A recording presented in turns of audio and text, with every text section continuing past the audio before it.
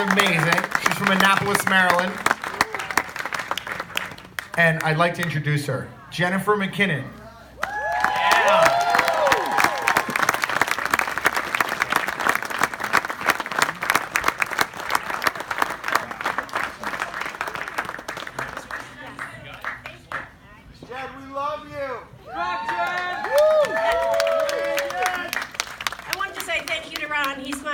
One of my favorite cousins, and that's my second favorite, Anthony out there screaming my name.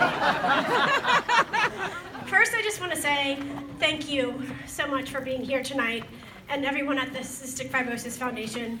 We just all appreciate you guys being here tonight, willing to come out on this little chilly night, but from us Northerners, this is not cold. When we flew out on Thursday, it was 39 degrees, so this is warm to us, but all right, back to the speech. C.S. Lewis once said, "The future is something which everyone reaches at the rate of 60 minutes an hour, whatever he does, whoever he is." Some say life is measured by time. No one really knows how much time we have. After all, any of us could be hit by a bus tomorrow, right? Not really. Do you know the statistics of being hit by a bus is 1 in 10 million? But by stark contrast, the odds of a person with CF dying before the age of 41 is 1 in 2. I should tell you, like Ron said, I will be 39 next month. I am always honored. Oh, thank you. 24, 21. Just kidding. I'm always honored when I'm asked to share my story. Because of you, because of nights like this, we're all doing what we can to make sure the world sees a time when wonderful events like these are no longer necessary. CF is considered an orphan disease, which means we receive nothing, not a dime from the federal government. Everything we get, every penny, is raised for nights like this, for generous people like you that want to donate. You guys are making the research possible. Thank you for your presence and your support tonight. It's getting us one step closer to funding the necessary research, which will one day put CF in the same category as polio and smallpox, a disease that affected millions in the past and is remarkably unheard of now. For those of you who may not be familiar with CF, it's the single most common life-threatening genetic disease in the United States. The disease is caused by a mutated gene that affects the lungs and digestive systems. I have CF. When I was diagnosed with CF at the early age of 6 weeks old in 1979, CF was a disease with little optimism. The life expectancy of a child fighting with CF was in its early teens at best.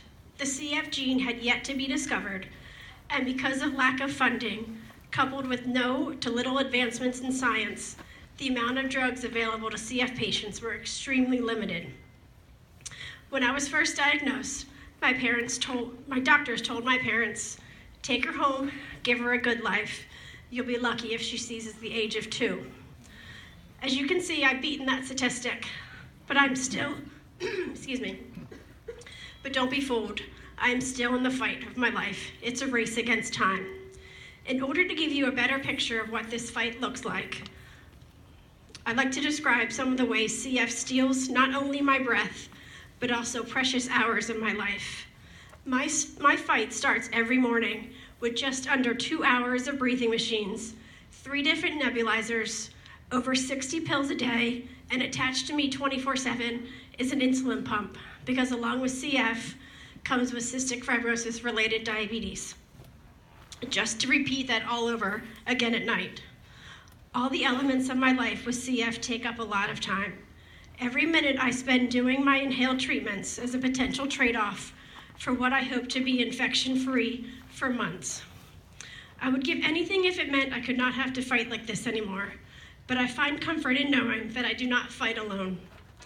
I believe in God, and He is big enough to number the stars in the sky, yet personal enough to breathe in me each morning, and has sustained me every day is yet to come. I consider myself to be extremely blessed. I have gotten to do things that were once considered impossible for people with CF. I have a wonderful childhood filled with enormous amounts of love and laughter.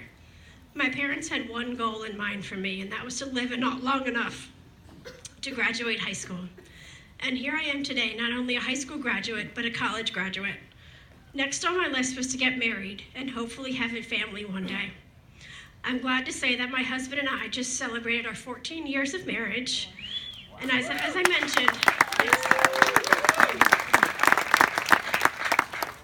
mentioned, another dream of mine was to become a mom, as this can nearly be impossible sometimes with those battling CF. Again, I wasn't going to let CF stop me. So let me take a minute and just tell you how I became a mom. It's a really good story. After several long talks with my husband and family and doctors, we decided it would be best if I did not carry my own child. So my doctor asked, "Have you ever thought about a gestational carrier?" And my first response was, "I don't even know what that is." But after many hours of research, we decided this was going to be our best route. So who better to ask than your sister, who at the time had a 4-year-old, a 3-year-old, and a 1-year-old. She said yes before I could even finish the sentence. So needless to say, she's the most unselfish, generous, loving, caring sister anyone could ask for. My sister taught me that you must surround yourself with others who are even more heroic, who dreams the impossible. And little did we know, too much to our surprise, we ended up with twins. Not only twins, but twin girls. Life doesn't get any better than that. Unless you ask my husband, he didn't get a boy, but he's fine. We welcomed Stella and Tegan in October of 2010, and boy, has our lives changed. As I mentioned, CF takes up a lot of time. Not only do I do breathing machines and nebulizers throughout the day, but my days are filled with lacrosse practice, BMX practice, swim lessons, food fights, singing, and watching my daughters blossom into the sweetest 7-year-olds I know. And I wouldn't change that for the world. Unfortunately, my girls know all too well what mommy's meds are and knows that she has to do them all day long. But I pray every day that they'll never know what CF is. Then I can only hope that they know that they think CF stands for Cure Found.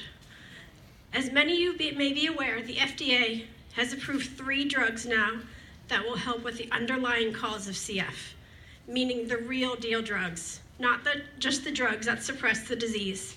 These are the drugs that are going to make the cure for CF. These are the gateway drugs to many more of its kind in the works. The drug Symdeko, which I just started last week, could potentially be the one that could stop the progression of my disease. So we will continue to raise funds to support this research, and a lot of people, including myself, will benefit from it. The Cystic Fibrosis Foundation uses the phrase, adding tomorrows every day, as their tagline. I'm appreciative of all the work that the Cystic Fibrosis Foundation does, and for the ways that their fundraising efforts are enabling research to make great strides towards finding a cure for CF. The foundation has lived up to its motto and has done much to add many tomorrows for all of us who have CF. Thanks to the advances in modern medicine and a broader knowledge about the disease, doctors are seeing new generation of CF patients, adults like me who were given 2 years at best. In April, I will celebrate my 39th birthday. So on behalf of myself, my husband, and my 2 daughters, I am thanking you in advance for your overwhelming generosity tonight to help CF change their tagline to adding tomorrows every day to adding years every day. Thank you all so much. And because of you,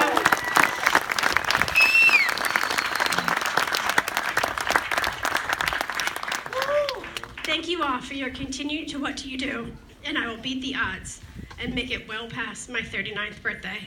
I will be forever grateful. Thank you.